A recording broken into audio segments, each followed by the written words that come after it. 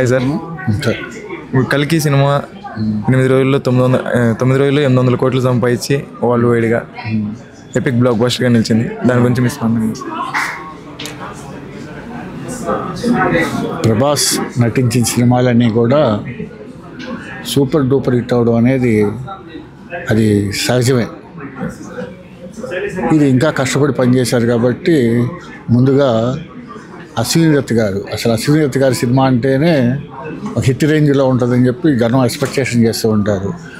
అందుట్లో వాళ్ళ అల్లుడు గారు సెన్సేషన్ హిట్ చేసినందుకు ముందుగా చిత్ర యూనిట్ అందరికి కూడా కృష్ణరాజు గారి అభిమానుల తరఫున, ప్రభాస్ గారి అభిమానులు అందరి తరఫున కూడా మేము కృతజ్ఞతలు తెలియజేస్తున్నాము ఆ చిత్రంలో పనిచేసిన యూనిట్ మెంబర్స్ అందరికీ కూడా. తర్వాత హిట్ అనేది వస్తూనే ఉంటాయి హిట్లు. ఆ వచ్చిన హిట్ని కాపాడుకుంటూ ముందుకెళ్తున్నాడు కాబట్టి అతనంత వరల్డ్ వైజ్ హీరో కాగలిగాడు. వచ్చిన హిట్ని కాకపోతే 4 రోజులు లేట్ అవ్వచ్చు, ఒక 4 రోజులు లేట్ అవ్వచ్చు, కానీ ఆ వచ్చిన హిట్ని తగిన జాగ్రత్తలు పడుతూ కాపాడుకుంటూ వస్తున్నాడు కాబట్టి అతని కష్టం ఫలించి ముందుకెళ్తున్నాడు. దానికి అభిమానులందరూ కూడా, అభిమానులు అంటే మన రాష్ట్రంలో, మన తెలుగు రాష్ట్రాల్లో ఉన్న అభిమానులు కాదు, అతను ఇప్పుడు ప్రభాస్ వరల్డ్ వైజ్ స్టారు. అందుకని ఇంకోటి కూడా చెప్తున్నా అభిమానులకి, అభిమానులు ఇదివరకు గతంలో మనం వారానికోసారి నెలకోసారి కలిసి వచ్చాం, ఇప్పుడు కూడా కలవటం లేదని మన మనసుల్లో పెట్టుకోవడం అనేది కరెక్ట్ అయిన పద్ధతి కాదు. అసలు ఫస్ట్లోనే చెప్పారు, సో వాళ్ళ ఫాదర్ సూర్యనారాయణ గారు కృష్ణరాజు గారి అభిమానులందరికీ మా అందరికీ పిలిపించి ఒక డివిజన్ వారిగా పిలిపించుకొని చెప్పారు, ప్రభాసు మీకు కొడుకుతో సమానం, అతని గురించి మీరు వేరే ఆలోచించక్కర్లేదు, మీరందరూ కష్టపడి పనిచేయండి. ఓకే సార్, ఇది కల్కి సినిమాలో ప్రభాస్ గారిని ఎపిక్ క్యారెక్టర్, మహాభారతంలో ఒక ఎపిక్ క్యారెక్టర్లో, కర్ణుడి క్యారెక్టర్లో చూసాం కదా.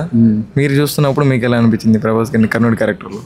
ఒక కర్ణుడి క్యారెక్టరే కాదు, అతను ప్రభాస్ ఏ క్యారెక్టర్ చేసినా కూడా మొదటి 2 రోజులు యాడ్స్ వచ్చినప్పుడు కొంచెం అట్లా ఉన్నాడు ఇట్లా ఉన్నాడు అంటారు, కానీ ఫైనల్ రిలీజ్ స్క్రీన్ మీదకి వచ్చేటప్పటికి బాగా చేశాడని అంటారు.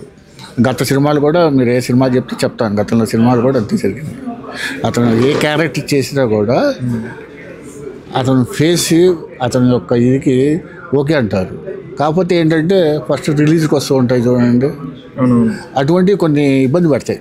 ఇది అభిమానులు చూసే వాళ్ళకి ఇతరులకి కూడా ఇబ్బంది పడతాయి, కానీ రిలీజ్ టైంకి వచ్చేటప్పుడు స్క్రీన్ మీద చూసేటప్పుడు అది నంబర్ 1గానే ఉంటుంది.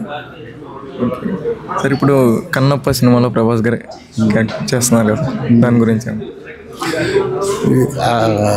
కన్నప్ప సినిమా అనేది కృష్ణరాజు గారి ఎయిమ్, అసలు భక్త కన్నప్ప రిపీట్ చేసి తీయాలనేది కృష్ణరాజు గారి ఎయిమ్. అది ఆయనకి విశాల నేత్రాలు అనే సినిమా తీయాలని, కన్నప్ప సినిమా తీయాలని ఎప్పటి నుంచో ఆయన కోరిక. అది అసలు విశాల నేత్రాలు అయితే వెళ్ళినప్పుడల్లా దానికి స్టోరీ అంతా అనిపించేవాళ్ళు.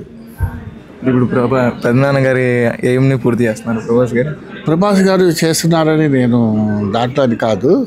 ఇప్పుడు మోహన్ బాబు గారికి, కృష్ణరాజు గారికి మంచి అనుభవం ఉంది. మోహన్ బాబు గారు కూడా కృష్ణరాజు గారిని చాలా గౌరవిస్తారు. నాకు తెలిసి నేను చూసిన చాలా టైం చూశాను నేను. మోహన్ బాబు గారి విషయంలో కూడా కృష్ణరాజు గారికి మంచి అనుభవం ఉంది. నేను మద్రాసు నుంచి 76 అంటే ఆయన కూడా ఇంచుమించు అప్పుడే వచ్చారు. మోహన్ బాబు చూశాను, చాలాసార్లు చూశాను, ఇంటి దగ్గర చూశాను, వేరే షూటింగ్లప్పుడు కూడా చూశాను. వాళ్ళకి ఈయనకున్న అనుబంధంతో ఆయన మాట ఇచ్చినట్టున్నాడు. ప్రభాస్ కూడా వాళ్ళకి వీళ్ళకి కలిసి సినిమాలు చేశారు కాబట్టి మోహన్ బాబు గారి మాటని కాదనే ఇది లేదు. ఆ ఉద్దేశంతో ఆయన కమిటీ ఉంటారు, తప్పేం లేదు. కాకపోతే అది ఏంటనేది నాకైతే తెలియదు అసలు.